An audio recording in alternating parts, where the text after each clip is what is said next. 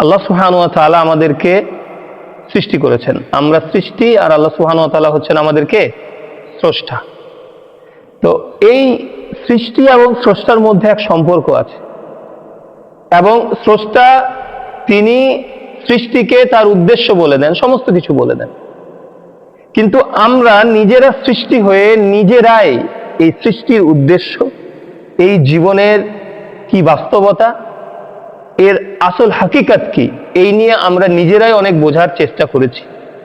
এবং যদি throughout the human history, মানব ইতিহাসের দিকে যদি আমরা তাকাই, তাহলে আমরা দেখব যে যুগে যুগে বিভিন্ন বিদ্বানরা, পণ্ডিত মানুষরা, জ্ঞানী মানুষরা, দার্শনিকরা, বিভিন্ন বিজ্ঞানীরা, তারা চেষ্টা করেছেন এটা বার করার জন্য, খুঁজে বের করার জন্য যে এই জীবন কি। ইভেন বর্তমানেও দেখবেন পৃথিবীর যত মোটিভেশনাল স্পিকাররা আছে, যারা মানুষকে অনেক কি করে, আর কি পথ নির্দেশনা দেওয়ার চেষ্টা করে, জীবনকে সহজ করে বোঝানোর চেষ্টা করে, জীবনের যে সমস্যাগুলো আছে সেই সমস্যাগুলোকে মেটানোর চেষ্টা করে, তারাও দেখবেন জীবন সম্বন্ধে কথা বলে, যে জীবন এটা, জীবন সেটা, জীবন এইরকম, ঠিক না, এগুলো তারা বলে। এখন বিষয় হচ্ছে যে জীবন তাহলে অ্যাকচুয়ালি কার, কিভাবে আমরা বুঝবো যে কোনটা প্রকৃত জীবন। আল্লাহ সুবহানাহু ওয়া তাআলা অ্যাকচুয়ালি তিনি আমাদের স্রষ্টা, এবং তিনি আমাদেরকে প্রকৃত অর্থে বলে দিতে পারেন যে প্রকৃত জীবনের অর্থ কি। তো সূরাতুল কাহফের আল্লাহ সুবহানাহু ওয়া তাআলা 29 নম্বর আয়াতে বলছেন যে ওয়াকুলিল হাক্কু মির রাব্বিকুম, যে হক হচ্ছে তোমার রবের তরফ থেকে। ফামান শাআ ফালইউমিন ওয়া মান শাআ ফালইয়াকফুর। তো যার ইচ্ছা সে এটাতে ঈমান আনতে পারে, বিশ্বাস করতে পারে, এবং যার ইচ্ছা সে এটাকে অস্বীকার করতে পারে, এটাকে মিথ্যা প্রতিপন্ন করতে পারে। তো এখানে আল্লাহ সুবহানাহু ওয়া তাআলা বলছেন যে হক তোমার রবের তরফ থেকে। তার মানে এটা বুঝতে হবে যে আমাদের যে জীবন, এই জীবনের যে হাকিকত কি, এটাও একমাত্র সব থেকে সঠিকভাবে কে বলতে পারবেন আমাদেরকে? আল্লাহ সুবহানাহু ওয়া তাআলা। যে যে বিষয়ে অধিকার রাখে সে সেই বিষয়ে সব থেকে ভালো কথা বলতে পারে। একজন মনে করেন শিক্ষক, সে হঠাৎ যদি চাষ করতে যায়, সে মনে করেন রবি ফসল কিংবা কিছু একটা লাগাবে, তার দ্বারা লাগানো সম্ভব? নির্ঘাত সে ভুল করবে। এটা সামান্য দুনিয়ার একটা কাজ, ও শুধুমাত্র বই পড়েও ঠিক চাষ করতে পারবে না। কেন পারবে না? কারণ সে প্র্যাকটিক্যালি জানে না। এখন নিজেই নিজে যে সৃষ্টি, সে কি করে স্রষ্টার জায়গা থেকে কি করে সে বুঝতে পারবে যে তার জীবনটা কি? এটা শুধুমাত্র কে বলতে পারেন? আল্লাহ সুবহানাহু ওয়া তাআলা বলতে পারেন, কারণ হক একমাত্র তার তরফ থেকে। তো জীবনের ব্যাপারে বেশ কয়েকটি ডাইমেনশন আছে, অ্যাঙ্গেল আছে, আপনি বিভিন্ন পর্যায়ে আছে, যে জায়গাগুলো আমাদের একটা জীবন, শুধুমাত্র আমার আপনার জীবনকে যদি আমরা বুঝতে চাই, তাহলে এটা আমাদেরকে বুঝতে হবে। তো জীবনের বিভিন্ন যে জায়গাগুলো আমাদেরকে বোঝা উচিত, জানা উচিত, তার মধ্যে একটি হচ্ছে সৃষ্টির সূচনা। সৃষ্টির সূচনা, যে আমরা তো মানুষ। আজকে আমাদের ইতিহাস কখন থেকে? মানব ইতিহাসের সূচনা কার দ্বারা? আদম আলাইহিস সালাম থেকে, এবং তার স্ত্রী হাওয়া সালামুন আলাইহা দ্বারা। তো সেখান থেকে তাদের সূচনা কিভাবে হয়েছিল, এবং আমার আপনার অনেকেরই সন্তান আছে, আমরা নিজেরাও মানুষ, আমাদের সৃষ্টির সূচনা কিভাবে হয়েছিল, এগুলো খুব আশ্চর্য। এটা নিজেই একটা জায়গা যেটা নিয়ে আমাদেরকে বিবেচনা করা উচিত, আমাদের জানা উচিত। আরেকটি বড় বিষয়, সেটি হচ্ছে জীবন দেখবেন প্রত্যেকেরই, আমরা যদি তাকিয়ে দেখি, প্রত্যেকটা মানুষ জন্মগ্রহণ করে, সে বড় হয়, সে যুবক হয়, আস্তে আস্তে বৃদ্ধ বয়সে পৌঁছায়, একদিন মারা যায়। এটা তো জীবনের সাইকেল, এটা হচ্ছে জীবন চক্র। তো এই জীবনের বিভিন্ন পর্যায়গুলো কি রকম, এগুলো আমাদের স্রষ্টা তিনি কি বলেছেন, এর বাস্তবতা কি, এর বাইরে গিয়ে কি আমরা কেউ জীবনযাপন করতে পারি, আমাদের কি ভাবার কোনো জায়গা আছে? এই জায়গাগুলো আমাদেরকে দেখতে হবে। তাহলে সৃষ্টির সূচনা, জীবনের বিভিন্ন পর্যায়। আরেকটি হচ্ছে জীবনের উদ্দেশ্য। আল্লাহ সুবহানাহু ওয়া তাআলা কোরআনে বিভিন্ন জায়গায় বলছেন যে এমন কোন জিনিস নেই যেটাকে আল্লাহ সুবহানাহু ওয়া তাআলা অকারণে বানিয়েছেন, উদ্দেশ্যহীন ভাবে বানিয়েছেন। আর আমরা হচ্ছে আশরাফুল মাখলুকাত, তাহলে নির্দিষ্ট আমাদের জীবনের কি আছে? উদ্দেশ্য আছে। কিন্তু সত্যিকার অর্থে যদি আজকে আমাকে আপনাকে জিজ্ঞেস করা হয় যে আপনার জীবনের উদ্দেশ্য কি, আপনি বলতে পারবেন? আপনি গড়পড়তা যে কোনো মানুষকে জিজ্ঞেস করবেন, যে ভাই আপনার জীবনের উদ্দেশ্য কেউ বলতে পারবে না। এর প্রথম কারণ হচ্ছে সে জীবন নিয়ে কখনো চিন্তাই করেনি। সে জন্মেছে, সে বড় হচ্ছে, তার সামনে একটার পর একটা প্রলোভন, একটার পর একটা পাওয়া, একটা টার্গেট তার কাছে থাকে, সেটা তাকে অর্জন করতে হয়। আমার ছেলেকে আমি ভর্তি করেছি ইউকেজিতে, তার এখন টার্গেট কিছু মুখস্থ করা, ক্লাসে ফার্স্ট হওয়া। ঠিক যখন ওয়ানে হবে, আমার ছেলে মেয়ের মাথাতে আমি ভরে দেবো যে তোমার জীবনের এখন একটাই উদ্দেশ্য, তোমাকে বেশি করে নাম্বার পেতে হবে, তোমাকে কি হতে হবে, ফার্স্ট হতে হবে। তারপর একটা জায়গাতে গিয়ে তোমাকে ভালো কোনো একটা স্কুলে অ্যাডমিশন নিতে হবে, তারপরে নাম্বার, তারপরে কেরিয়ার, তারপরে কি কোনো একটা চাকরি, জব, ব্যবসা, তারপরে কি, তারপরে হচ্ছে বিবাহ, সন্তান। এই তো, এর বাইরে আমরা ভাবতেই পারি না। সেই মানুষটা কখনো স্বতন্ত্রভাবে ভাবতেই পারলো না যে আল্লাহ সুবহানাহু ওয়া তাআলা তাকে কেন সৃষ্টি করেছে। এটা হচ্ছে জীবনের উদ্দেশ্য। তারপরে গোটা মানুষের জীবন অনুযায়ী যে মানে সারাটা জীবন মানুষকে যে বিষয়টা তাড়া করে সেটা হচ্ছে সফলতা। প্রত্যেকটা মানুষের কাছে সফলতার মাপকাঠি, সফলতার মানদণ্ড একটা বেঁধে দেওয়া হয়েছে।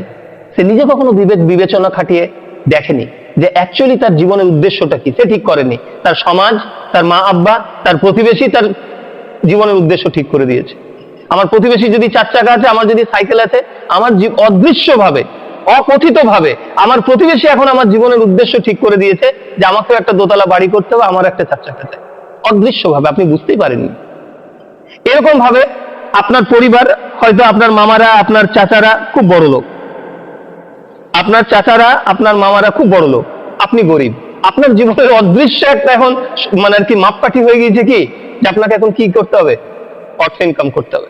আমার আপনার বাড়ির যদি অনেকগুলি ডাক্তার, অনেকগুলি প্রফেসর থাকে, অকথিতভাবে, অদৃশ্যভাবে এখন আপনাকে উদ্দেশ্য একটা সেট করে দেওয়া হয়েছে যে আপনি অসফল হয়ে যাবেন, আপনি ব্যর্থ হয়ে যাবেন যদি আপনি কোনো ভালো কিছু না হতে পারেন। এজন্য দেখবেন, আমি দেখেছি শহুরে লাইফে কিংবা যেগুলো বনিয়া মানে আর কি বনেদি গ্রাম আছে, যেসব জায়গায় অনেক চাকরি আছে, সেসব জায়গার গ্রামের ছেলে মেয়েদেরকে দেখবেন যে তারা অন্য কিছু ভাবতে পারে না। কারণ কি, তার চারপাশের পরিবেশ, তার সমাজ তাকে কি বেঁধে দিয়েছে, তার সফলতা ব্যর্থতার মাপকাঠি মানদণ্ড তাকে বেঁধে দিয়েছে। এরপরে যেটা যেটা নিয়ে আমরা একদমই গাফেল, আমরা একদমই চিন্তা করি না, সেটা হচ্ছে মৃত্যু এবং তারপরের জীবন বা অতঃপর। আরো যদি শর্টে বলি, মৃত্যু অতঃপর কি আমরা কেউ ভাবি না। অধিকাংশ মুসলিম, ইভেন যারা মুসলিম ঘরে জন্মগ্রহণ করে তারাও ভাবেন। কিন্তু ভাইরা আমার, জীবন সম্বন্ধে এই বিষয়গুলি নিয়ে যদি আমরা চিন্তা ভাবনা না করি, তাহলে কিন্তু আপনি সঠিকভাবে আপনার যে মানে বিবেক, আপনি এটা কখনোই ব্যবহার করতে পারবেন না।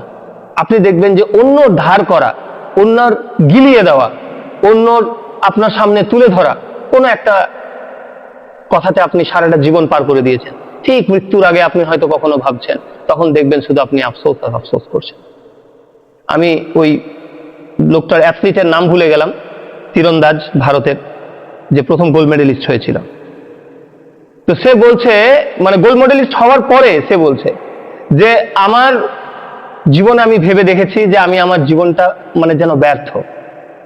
কারণ কি, আমি আমার লাইফে দুটি বাদে আমি কখনো আমার জীবন নিয়ে আমি চিন্তা করিনি। এক হচ্ছে পড়াশোনা, প্রচন্ড ভালো পড়াশোনাতে ছিল, এবং দ্বিতীয় হচ্ছে শুটিং, তীরন্দাজ। তাকে বেঁধে দেওয়া হয়েছিল, বুঝতে পারছেন? তো এইরকম আমাদের স্বতন্ত্রভাবে কিন্তু আমাদেরকে কি নিয়ে ভাবতে হবে, আমাদের জীবন নিয়ে চিন্তা ভাবনা করতে হবে। তো আজকে আমি ইনশাআল্লাহ তাআলা দুটি আয়াত নিয়ে আলোচনা করব, 2-3টি আয়াত নিয়ে। তার আগে বলি, তার আগে একটি আয়াত নিয়ে আলোচনা করা একান্ত দরকার। সেটি হচ্ছে আল্লাহ সুবহানাহু ওয়া তাআলা সূরাতুল জাসিয়ার 24 নম্বর আয়াতে জীবনের অধিকাংশ গড়পড়তা অধিকাংশ মানুষের জীবন দর্শনটা ব্যাখ্যা করেছেন, যে অধিকাংশ মানুষ কি মনে করে জীবন সম্বন্ধে। আল্লাহ সুবহানাহু ওয়া তাআলা বলেছেন, ওয়াকালু, তারা বলে, মা হিয়া ইল্লা হায়াতুনাদ দুনিয়া, এই দুনিয়ার জীবন, এই ব্যতীত আর কোনো জীবন নেই, এটাই হচ্ছে শুধুমাত্র জীবন। নামুতু ওয়া নাহিয়া, আমরা এখানেই মরি, এখানেই বাঁচি। ওয়ামা ইহলিকুনা ইল্লা দাহর, আর আমাদেরকে যে ধ্বংস করে সেটা হচ্ছে শুধুমাত্র টাইম, সময়।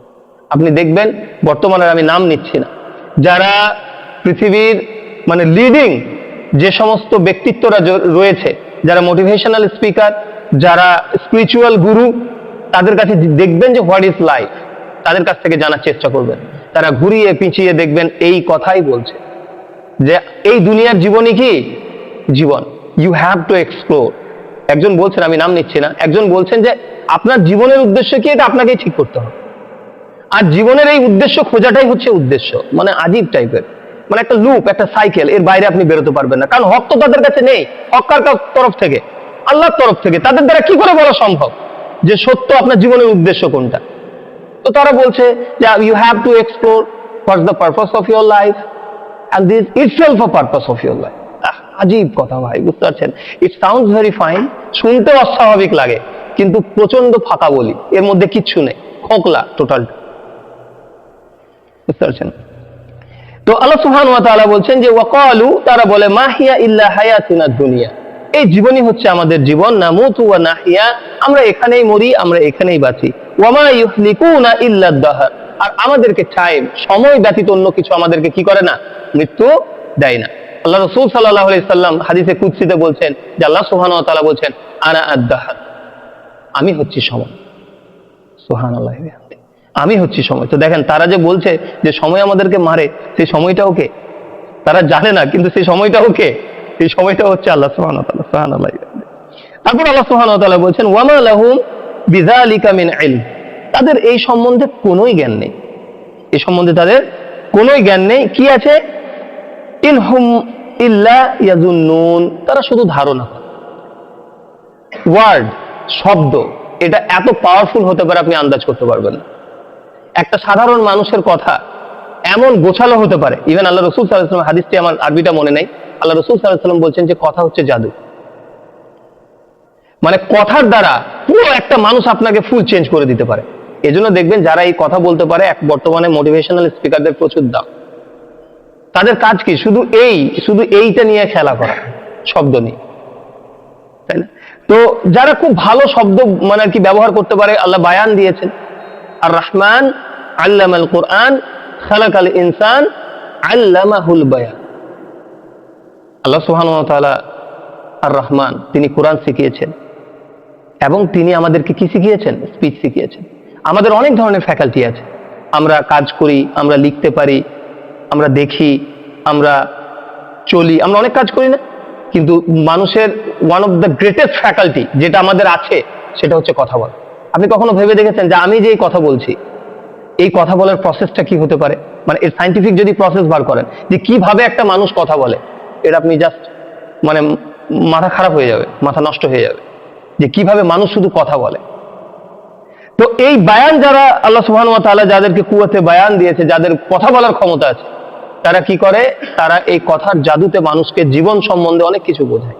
সে বোঝে, ক্ষণিকে বোঝে, পরে আবার সে নিজে যখন উপলব্ধি করে তখন সে বুঝতে পারে যে সে প্রতারিত হয়েছে।